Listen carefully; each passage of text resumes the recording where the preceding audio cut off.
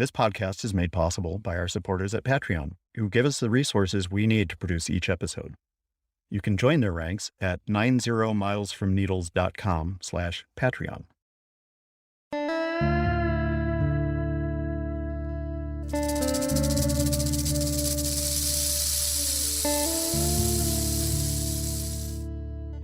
The sun is a giant blowtorch aimed at your face. There ain't no shade nowhere. Let's hope you brought enough water. It's time for 90 Miles from Needles, the Desert Protection Podcast with your hosts Chris Clark and Alicia Pike. Hi, this is Chris. I want to start off with a quick note. This episode of 90 Miles from Needles comes out during an especially troubling time, as we face what can be argued is the first wholesale military invasion in Europe in nearly 80 years. An unprovoked assault on the nation of Ukraine at the behest of the apparently unhinged Vladimir Putin. We here at 90 Miles from Needles mourn the inevitable human suffering that will result, and our hearts are with the people of Ukraine and with the Russian people who are bravely speaking up against this outrageous assault on human liberty. Personally, as a conscription resistor and the husband of a war veteran myself, I'm also keeping in mind the soldiers on both sides, who will pay the price for this war for the rest of their lives in injury to body, mind, and soul. I have spent my entire life in opposition to the machinery of war in the U.S., which we have largely used to impose our will on the poor of the world. This Russian war on Ukraine differs only in strategy. Like wars conducted by the U.S., this war is illegitimate and benefits only a scant few at the cost of the suffering of millions. At this point, listeners may be asking, what on earth does war in Europe and conflict between the U.S. and Russia have to do with desert protection? To which I can only say that there is very little that happens in the world for which the American desert does not pay the price. Troops training for that last European war trampled desert wildlands here to a degree that their tire tracks remain as historical testament to global conflict. The long conflict between the U.S. and the USSR prompted Congress to carve priceless habitat out of desert parks to give away to the mining industry. The push to divest ourselves of foreign oil has meant new gas, oil, wind, and solar development on intact desert habitat. And then there's this. Nevada, USA. This is the valley where the giant mushrooms grow. More atomic bombs have been exploded on these few hundred square miles of desert than on any other spot on the globe. Little bomb. Big bomb.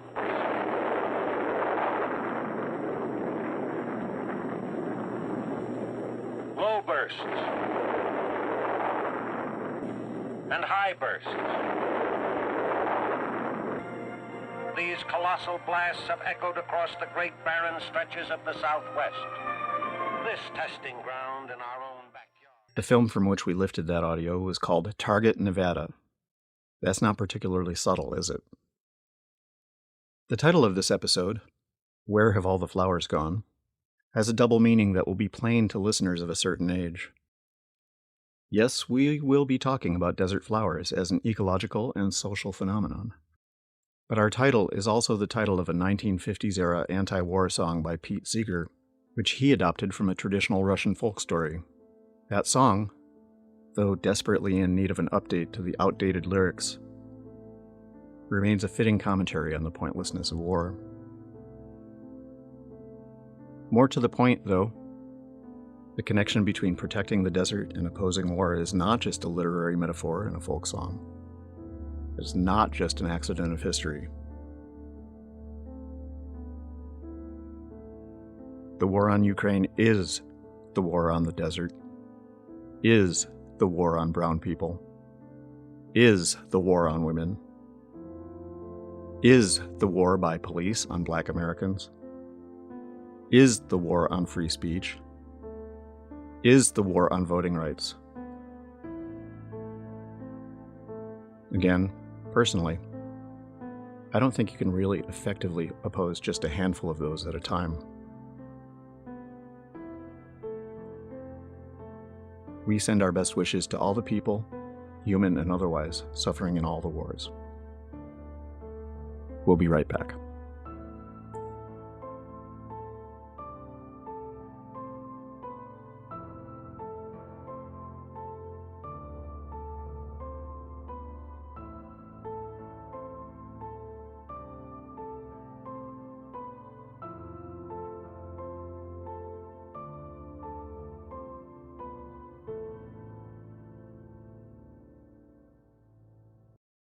Hi, welcome to 90 Miles from Needles. I'm Chris Clark, I'm Alicia Pike. and we are coming to you from our newly put together makeshift studio with a couple of guest stars, namely the canine companions Hart and Dose.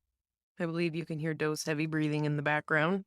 Yeah, he's asleep. He's not being creepy. And because it's a makeshift studio, and because we don't have anybody to keep the dogs outside and happy, you will hear them periodically making little background noises through this podcast. And we're fine with that, and we hope you are too. Yeah, we sure hope you are. And I should say that this recording is the first in the actual studio that we've put together, and I'm going to need to rethink my choice of chair because there's some chair creak noise. But I heard it. I couldn't tell if that was...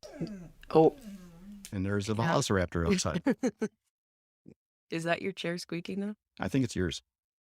Yep, that's yours. Yeah. All right, well, I'll just try not to move.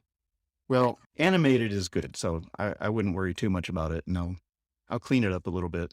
Get out the WD-40. Yeah, remember when we were talking to Patrick Donnelly from the Center for Biological Diversity about his campaign to save the Dixie Valley Toad from a geothermal plant Yeah. in the middle of Nevada?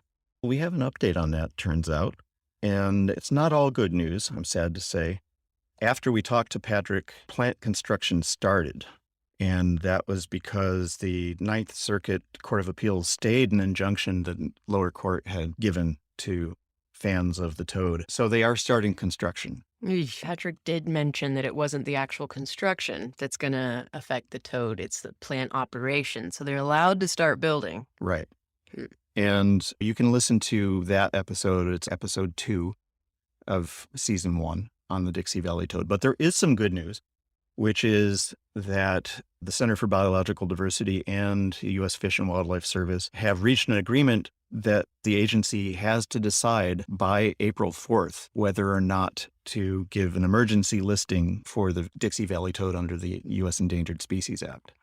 And that would offer a significant amount of protection for the toad. Our show notes will have a place where people can weigh in on that, sending notes, emails, urging them to protect the toad from this geothermal plant. And we'll also provide a link to more information from the Center for Biological Diversity's website. If you care, share.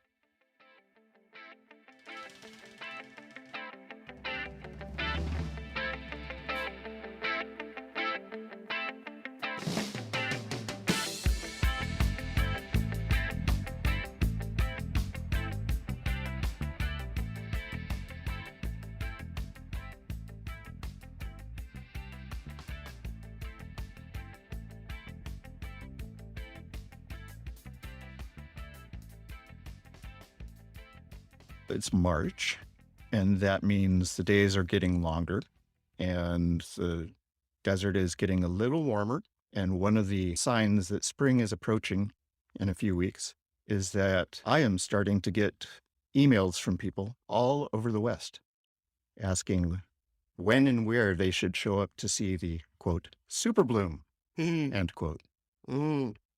It's not particularly my favorite term. Not exactly a good descriptor of spring in the desert. Especially most years. I think people have this conception that every year the desert reliably, at least somewhere, has huge valleys that are just chock full to the brim of daisies and primroses. And Don't forget those poppies.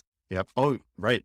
California poppies. But it's an interesting thing because there are places in the world where there is a reliable bloom every year, where as long as there isn't a devastating drought or flood or completely unseasonal freeze that you can count on the maypops and the golden seal and the goldenrod. Even some of those aren't as reliable anymore. Like the That's cherry blossoms in Japan, they're not functioning like they always have. that's really true. We're looking at you, climate change. But they've never really been reliable in the desert.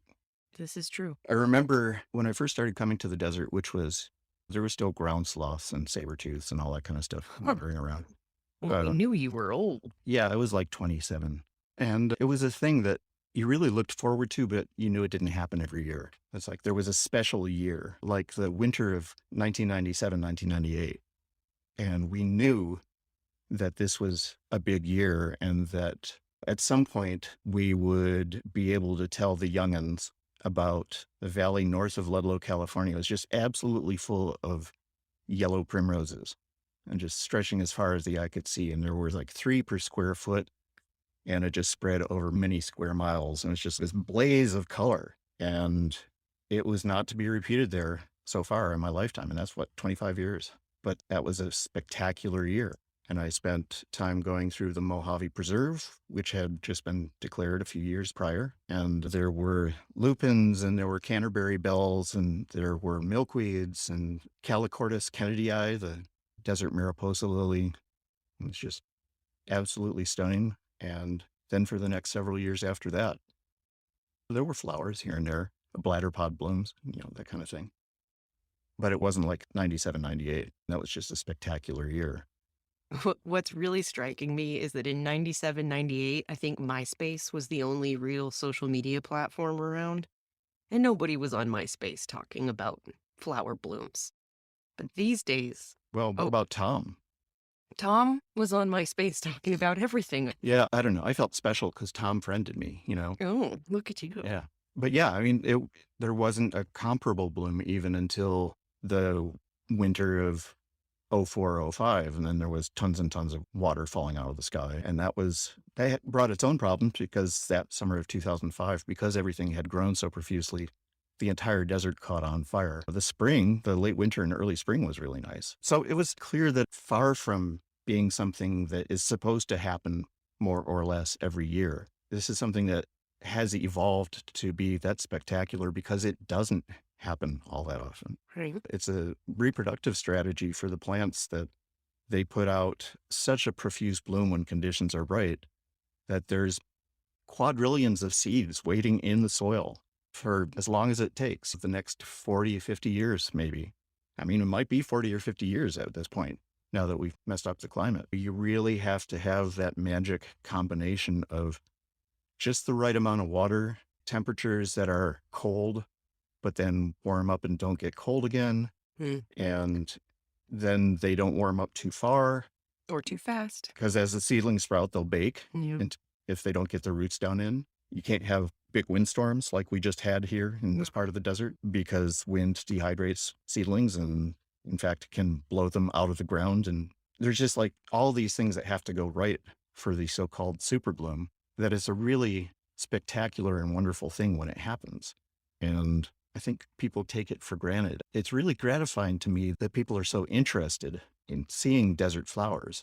That's a nice thing. Yeah. But when people are disappointed that there's going to be a normal wildflower year or a really sparse one and complain about it to me, I want to tell them not to go to help because I totally understand the disappointment, but I kind of want to tell them to go to Wasco, California. Calm down now, Chris. Calm down now. No, Wasco is a perfectly nice place. There's a great Mexican restaurant there, but what they mostly have is immense fields of hybrid tea roses.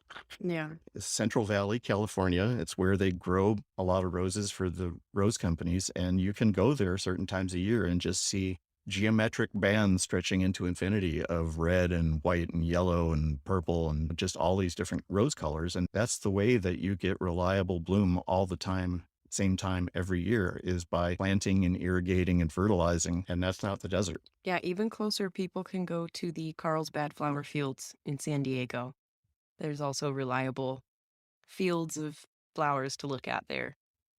But to maybe explain or soften your discomfort with the situation, it's very clear to me that society is grooming us to have expectations. We have been bred into a consumerist society where we feel like at any time we can go and click a few buttons and get what we want. We look at Instagram, we look at TikTok, we look at all of these online platforms, Facebook, and see everybody's travels and see everybody's beautiful photos and think, well, I want to go do that. They went and did it, so I can go and do it. And it creates this false sense of whatever you want, you can have it whenever you want. And that's just simply not true. The super bloom is a great example where it's one of these rare special occasions that we get. And if you're lucky, you're in the right place at the right time, you're going to get an experience you'll never forget. But it isn't some wholesale experience that by looking at Instagram, you're like, oh, it's time to go to the antelope poppy fields because everybody's there. First off, if everybody's there, then that's the last place I want to go. You know this. Yeah. So I think the point that you're trying to get to is you can't expect a super bloom every year. Yep. That's the message we want to get out. In fact, it would be much more boring if there was one every year, because who needs that? We need a little uncertainty in our life. I think you hit the nail on the head with the sort of materialist approach, the commercialization of it, that the desert bloom is not a marketable commodity, but there are people trying to make it marketable. And certainly the desert has been made to be marketable in a bunch of different senses, from the current real estate boom to mining borax or sunlight or whatever. But the bloom is just this thing that resists commercialization, I think. But people are still trying to do it. Absolutely. But that's for the hardcore nature lovers, it's one of those rewards that you get. If we can look past all the people stomping their feet and slamming their fists saying, I want. It's a really nice treat for those of us who are patient and do understand that nature is on its own cycle. Yes, we have some influence over it, but that doesn't mean we can make a super bloom every year. Mm-hmm. And I think you had an issue with us calling it a super bloom, did you not? Yeah, I don't know. It just seems trite. It overstates the way the bloom usually is. Yeah. And then it really understates it when it's spectacular. Yeah. Sure. It can be like mind altering. It's like psychedelic bloom. Yeah. Ego dissolution bloom. Yeah. Yeah. And I'm talking sober. Next time there's a really good bloom, I probably ought to try mushrooms or something just to see how that is. Because, bucket lists, they exist. Even when I was in the business of telling people where to go to see flowers in the desert, when I worked at KCET, we had to do those public interest things. I really didn't like the term. And in fact, I think I entitled one of my articles, Super Bloom, Schmooper Bloom, which not particularly creative, but it expressed my point of view. I think there is some validity in the term super bloom, but I mentioned social media, and I think that's where it's really been watered down, where people are asking, where's the super bloom going to be this year? Yeah. Like it's a scavenger hunt or something. It's going to happen somewhere, so where is it going to be next? It's been hashtagged. Yeah. And we will be right back after the break.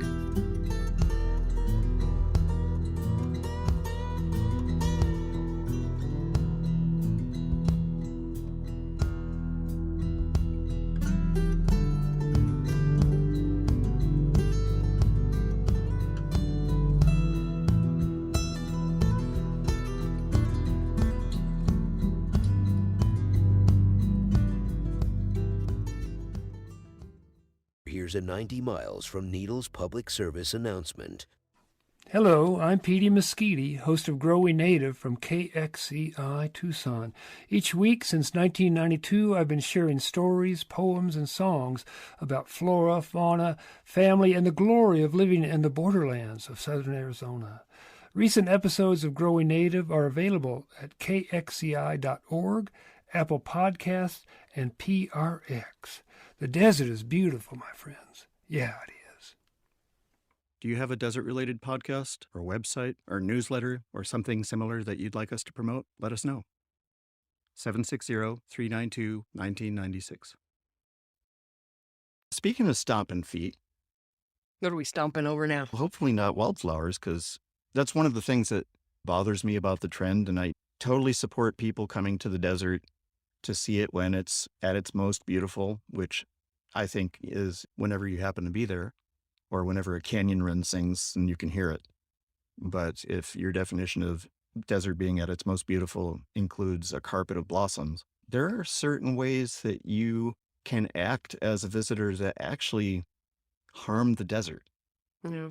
that harm other people's experience of what you went there to see. The idea that you need to avoid damaging wildflower displays has gotten some play in social media lately, and that's a really good thing. But I just keep thinking of this one particular ridge that I know that is a really popular spot for people to pull off and take a look at the flowers. A few years back, when there was a respectable amount of bloom, I saw it when it first started blooming and it was spectacular. And then I drove past it maybe a couple days later, and there was a little thin trail along the top of the ridge with flowers on either side. It's maybe a foot wide. And then a couple days after that, there were little side clearings going off of that. And these paths were being created by people walking out to get close-ups of the flowers or selfies with the flowers surrounding them. And I haven't seen a good bloom on that ridge since. I'm hoping it's not the case, but that much foot traffic compacts soil and makes it that much harder for flowers to grow. Yeah, it can permanently alter that landscape. I would really like to see more attention paid on social media to the fact that you don't want to destroy that thing you came to admire. Yeah, here's the equation. Okay, you take a photo, you get your photo. That is going to last in air quotes forever for you. But you've taken away the ability for other people to see that for perpetuity. When the soil gets compacted, nothing's going to grow there anymore. And that there are, I think it's the Antelope Poppy Preserve did side-by-side photos from the last major bloom where there were hillsides that were unobstructed, pure fields of orange. And as you described, these little trails start to appear and they multiply like veins running through. And then there's pockets of dirt that are forming where people are just standing and taking photos all around them. And then that field of color is gone. It's broken up. And to be able to see that so clearly in one bloom season really was a good visual for me. It is landscape altering, just your footsteps and the people behind you and the people in front of you. So we've kind of hinted at it a little bit about what constitutes proper and improper behavior, but it would probably be good to just list a few things that people commonly do that we think are best avoided. Stay on the trail. Just want to Stay scream on the it. trail. Staying on the trail is really important. Remember that anything that you do, anything you're inclined to do, anything you think of doing, there are around here 3 million people a year that are going to be tempted to do exactly that. So think about the impact that your footprint is going to have multiplied by 3 million. And that may give you a hint as to what is destructive and what is not. So staying on the trail, do not step on the flowers. That's important. A couple other things that are really important to avoid doing, and then we'll get to some more positive stuff. But we've got to mention this, assuming listeners want to know, listeners want to do the right thing. That's my assumption. We're not lecturing people that are doing something bad. We're advocating for stewardship. Right. You've mentioned picking flowers. And again, the times 3 million effect, you have to figure out whether what you're doing is going to be multiplied by hundreds of thousands of repeat acts. Picking a flower can have serious effects. You are depriving that plant of having successful reproduction from that flower. It takes a lot of energy to put flowers out. A lot of stored starch and sugars, a lot of metabolic activity. Putting out that display for you to look at, that plant sacrificed to do that. And if you pull that flower off before it makes seeds, then that's wasted effort for that plant. And that plant may not reproduce. The general genetic diversity of that population of that plant gets eroded some. And in national parks, at least, it's against the law. Let's not forget about the poor little bugs and birds that feed on the flowers. You're taking away a food source. The Joshua tree is a great example. They don't necessarily bloom every year. The pinyon pine is the same. It doesn't produce pine cones every year. It's every 3 to 5 years. And that stuff has to be managed. You can't just say, oh, I'm going to pick all these flowers and not consider the impact that you're having. If you know that that plant only flowers when conditions are right, you might seriously reconsider picking that flower. And that's the goal of this conversation, is not to shame people into not picking flowers, because that just sounds ridiculous. But what we're trying to get across is the room for pause to think, What long-term impacts am I really having with this simple act of picking a single flower? Right. And will say that I have picked flowers and I've stuck them in my hatband. I totally get the impulse to do it. It's one thing to do that on private land where you live or where you know the owner and there's just a whole lot of the flower and you know that the mass of those flowers are going to become mature and produce seeds either because nobody goes out there or because the landowner's right there and they're not going to mow it. There's a difference between that and going to a place like the Poppy Reserve in the West Mojave or Joshua Tree or Saguaro National Park or Ironwood Forest National Monument, places like that, and where you have to account for the fact that your actions are going to be duplicated by others. Maybe that's a little bit too much nuance. Maybe that's too much moral relativism. Well, I think it really comes back to the mindset of having stewardship management in your decision making. Mm-hmm. We are not up on a soapbox. We are not placing ourselves at the top of some ivory tower or altar trying to say, we don't do anything bad. Let us tell you how to be. We're trying to advocate for that happy medium, that respectful stewardship of the land, and it can be done. Yep. Just got to put a little thought and research into it. Lastly, you never know. This could go on and on and on. Yeah. Endless complaints are possible. Lastly, Alicia mentioned drones. Don't fly a drone in a national park. It harshes the buzz. In so many ways. It brings on a harsh buzz. Yeah, literally and figuratively. My pal Travis and I were hiking at 49 Palms Canyon a couple of weeks ago and found somebody who was getting ready to fly a drone, and they listened to us explaining why that was a bad idea and just didn't get defensive at all. They were surprised to know that this was not something that was proper or legal. They didn't have a sign at the head of the trail? There's no sign at 49 Palms Canyon, but confronting people in a friendly fashion does work. I think even when people are doing things that have major fines and jail time potentially attached. I remember being out hiking with you last year and coming across people who had driven 3 miles into a wilderness area and talking to them about vehicles in the wilderness area, and they were perfectly nice. I think it's important to note for the general public out there that it is not easy for us to have that conversation with you on trail. I don't feel like you or I come from a place of righteousness that we're going to tell you. There is actually the opposite. I think you saw me turning around like, should we leave? Should we disappear? I really don't want to confront these people because you never know how they're going to react. And it is not an easy thing to do, to advocate for wilderness. And if someone has come up to you, it is the decent thing to do to just hear them out, because it was not easy. So we've laid down a lot of don'ts. I think it's time for the do's. Let's talk about just the really fantastic aspects of desert bloom, whether it's an entire field of completely blooming out of their minds plants that have had the best spring ever, or just something that you happen to find stuck on the north side of a rock in a wash.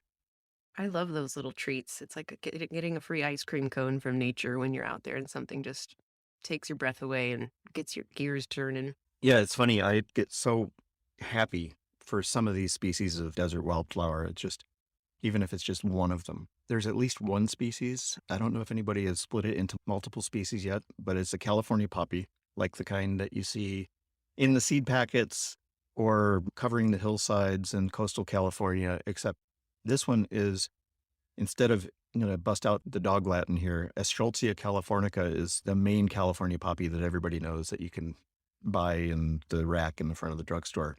And that's a $50 size bloom. Yeah, quarter to $50, depending on how much you fertilize and water it. Right. These are Eschscholzia minutiflora, and their blooms are maybe a quarter-inch across.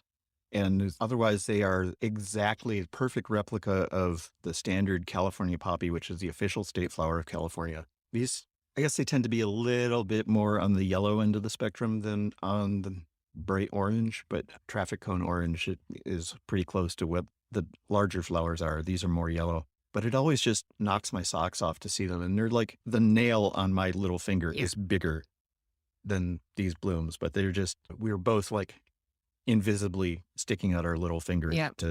Because my pinky fingernail is about the size of the bloom, minus growth, my nail bed. It is so tiny. We had one show up in our yard, I think 2 years ago. Mm-hmm. Only one. And it grew on I have a little berm where I planted an agave, and it grew just inside the berm where water had been collecting, and the Nice. seed blew in there. And I was so excited about it. I went out there every day and I looked at it and monitored its progress. And I was going to collect seeds from it and put them in other places in my yard and try and keep it behind the fence and keep it safe. And I wanted to see it expand. And before I knew it, I went out there one day and it had been predated upon by a rat, and it was gone to the ground. I've been really enjoying the bladder pod the last couple of years. And it's like when you go out into the desert from January through May, hoping against hope that you're going to find something blooming. If you don't find anything else blooming, you'll find the bladder pod blooming because it's just like rock solid every year. Yeah, I've noticed that too. And really interesting plant, Paratoma arborea. It's in the caper family, so it's really closely related to the capers that you spend $12 for the tiny little jar of, and you put 3 in your salad, and it's like an extravagance. I was just looking at creosote caper recipes this week, so now I'm going to be looking for bladder pod caper recipes. The bladder pod, the pods are technically edible, and what I mean by technically edible is once they get past a certain level of maturity, you don't want to, because it's like taking a gob of wasabi and stuffing it up your nose. So it gets spicy. Yeah, it gets really spicy and a little bit bitter too. But if you get them at the right time, you can throw them in some white vinegar or apple cider vinegar or something like that, just to cure them for a little bit, like olives. They are reputedly, I have not done this, but You have a reputedly. bladder pod in your front yard, right? Yeah, that was planted. That was the first thing we planted in the yard. And the summer of 2021 was disastrous in our garden. There are cacti that died Yeah. because of heat and lack of water and just all the things that desert plants are supposed to do just fine with, but it was a little bit too much for them. The bladder pod is doing great. Yeah. And so that's really been a favorite of mine. The flowers are vaguely snapdragon-y, I guess, but just this bright yellow. I just love it. And it grows in gardens as well as it does out in the world, out in the desert. But it's just such a wonderful thing. We were just remarking on it driving into Joshua Tree this morning. There are a couple of things blooming right now. And one was a desert dandelion. And then the other was the bladder pod. And the bladder pod is just like the rock star. Yeah. And the bushes get pretty big. Yep. Which is an impressive show. And it looks like a glowing orb. Yeah, I think I've seen them as much as 4.5 feet tall, I think. Yeah. And they look like nothing bushes until they put out bloom. And even then people drive past them because it's easy to ignore yellow. Yeah. It's not like a smoke tree where it's covered in purple all of a sudden. Right. And you stop and you try and take a photo of it. And no matter how good a photographer you are, unless you're just like getting a macro of one blossom, it all washes out into the green gray of the leaves. And it's, oh yeah, I can see how that is kind of impressive in the photo. And if you were to stand by the tree that's in the photo while it's in bloom, it's like, holy. It is like holy. It is. Talking about the smoke tree, I thought about the indigo bush that grows out here, and it has the same tight clusters of purple flowers, and it's show-stopping because most of the year it just looks like a dead bush, and then when it goes into bloom, it turns into a purple-blue orb. The whole thing just goes, and it has stopped me. I just drive into the market, and I'm on the little side road, and I see one of those bushes going, and I can't help it. I stop the car, and I get out, and I go over there and admire it. In our valley, a little star is the desert senna, which is, you don't see it every year. It's one of those, it's also a bush. It grows to about waist height, and it's just spectacular. And the fragrance when these things go off is just, it's intoxicating. To be around these layers of flavors and colors throughout the spring is always really lovely. Last year, the bush, commonly called white rhatany, Latin name Crameria bicolor, really caught my attention because I'd never really seen it bloom in our valley before, but it just had a really good year. I think it was year before last, now that I'm thinking about it. Contrary to the name, the blossoms are shades of pink, from dark pink to light pink. And what I love most about this bush is that it's hemiparasitic Mm-hmm. and it grows at the base of creosote bushes and taps off the roots from the creosote and takes water from the humble king of the desert. Creosote is so toxic that pretty much nothing will grow under it or near it. It's the king.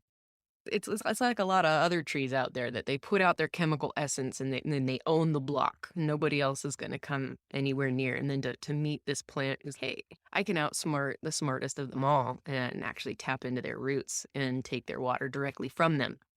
I thought that was really cool. Yeah. The flower that you don't see all that often. And I mentioned it earlier in this episode. So there's this genus of plants that's throughout the West, and they have a sort of reputation for being rare and very persnickety about their growing conditions. They're hard to grow in the garden. It's Calicortus or Mariposa lily, and they are really distinctive. But there's one in the desert. It's called Calicortus kennedyi, and I'm not sure if there is a fancy common name for that particular type, other than maybe desert Mariposa lily. But it's low to the ground. It's got this grassy looking curved leaf that's just got a crease along the meridian of the leaf, folded up, but it curves in a spiral, comes out, and that leaf is there for a bit. And then this flower pops out and it's bright orange with little dark brown or black kind of spots at the base of each petal. And it's so rare that I see one. I saw some of them up in the road between Pioneer Town and Big Bear a few years back. It was a good year up there. It was more the mountains than the desert, really. It was up in the pinyon juniper and getting into the other conifers up there. But it was just so spectacular and such a treat to see it. They grew on Sema Dome. Mm. They might have made it through the fire. I don't know. Yeah. But they're just kind of magical and so gorgeous. And it's such a lovely thing when you see them out here because they're so incongruous. They're just really a great color, but you'll never see them in great big fields of square miles of Calicortus kennedyi because that doesn't ever happen. Yeah. But it's such a treat when you look up close. Kind of reminds me of the Desert 5 spot. Yeah, it's like that. And Yeah. it's rare. I looked for that one for over 10 years and never saw it. And I just had it on my list of flowers I really wanted to see at some point. And one year, probably about 4 years ago, I think I saw it. It was dare we use the term? It was like a super bloom year out here. Yep. And I was going around from work site to work site, and they were in the backyards at my work sites. What? I've been waiting a decade to see them, and now in one day I've seen them in 4 different places. And sure enough, within a week or two, one showed up in my yard, growing on the side of a bit of concrete. Mm-hmm. And I just couldn't believe it. Like all these years of backcountry and in national park footwork, and I didn't see a single one. And then here they are just showing up under the right conditions in the backyards of our desert abodes. Yep. The deserts are full of such botanical diversity that we could go on with this for a very long time because there's just many, many different species, especially since we're including the shrubs. We could talk about the differences between the chuckwalla cholla and the staghorn cholla and the Mun's cholla flowers, and they're all really wonderful. And I don't grow them in my yard because it would punish the dog. But They suck. but I think there is one thing that we can offer our listeners that are new to the desert, which is a fairly reliable thing that will carpet the landscape. And you don't really notice it unless you know what you're looking for as you're driving past on the highway, especially if you're pushing the speed limit. But once you get out of your car and you're walking around, it can be really striking. And it's, like I said, it's pretty reliable. And all you got to do is pay attention to what's happening in the desert for a few weeks beforehand, and you'll know exactly where to go. And that plant is cinchweed. It's Pectus paposa. It's in the daisy family. And it's a fall bloomer. If there is summer monsoon rain, anywhere in the Mojave at least, that area that gets rained on will have cinchweed growing on it at some point in the fall. And so if you are the kind of person that has the Weather Channel on as background music in your house, pay attention to the monsoon storms. Pay attention when they say, even though it's August, it is raining in Las Vegas. Look at where it's raining and make a note to go there because you will see cinchweed. And you'll probably see other summer annuals coming up too. Monsoons are really good things to keep track of if you're looking for where the flowers are going to be, because you'll see things that haven't bloomed in years and years and years. Monsoons don't hit everywhere in the desert every year. So Right.